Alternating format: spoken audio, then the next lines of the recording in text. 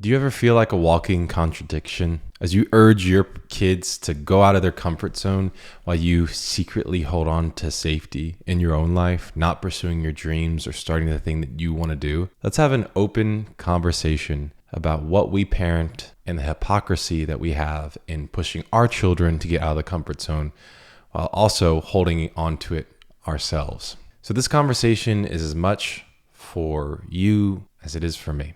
What became so clear to me in this most recent layoff, in which I finally decided to go out and pursue my own venture full time, to kind of risk it all to do it, is once I did it, I realized this is the legacy that I want to leave. Even if this fails and this doesn't work out and I have to go back to an employer, tail tucked between my legs, I want that to be the example for my children of, hey, dad risked it. He tried his best and he did what he could because he cared. He wanted to do more and he tried. Because what do we say to our own kids? We say, try your best, get out of your comfort zone.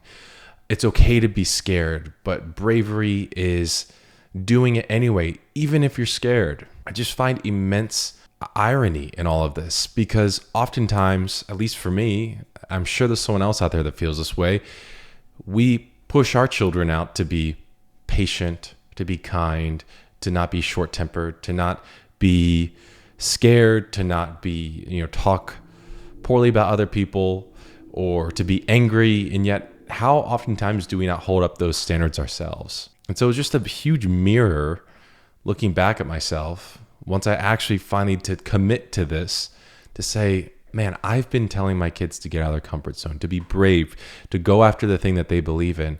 I've had every opportunity to do this, and over again, I've gone after safety. Now, the only redeeming quality is that I've learned more and more each time at every company that I've been a part of and every opportunity I've had the chance to be a part of. So that I'm thankful for. But I think we have to hold a mirror to ourselves to really think about how do we begin to parent ourselves? Meaning, instead of telling our kids to go out and to experience life and to go out and do what they want to do and they can do anything. And yet, do we believe that for ourselves? I think it's time that we parent ourselves in treating us like our own kids because our legacy is on the line here. I get that we have, risks that we can't necessarily take as when we were single. But if you really think about it, all the things that we say as an excuse for why we haven't done certain things, we put on our kids and their safety. But really think about it. Is that really the case? I think it's time that we look at ourselves and parenting ourselves and living up to our own standards. Because if your kid's going to ask you, why aren't you doing your dream? Why aren't you starting your business? Then what are we going to say? Well, we have to look out for our kids and we got a mortgage. And when you really think about it, it's no different than our kids. We're just scared. We're scared to enter the abyss of entrepreneurship.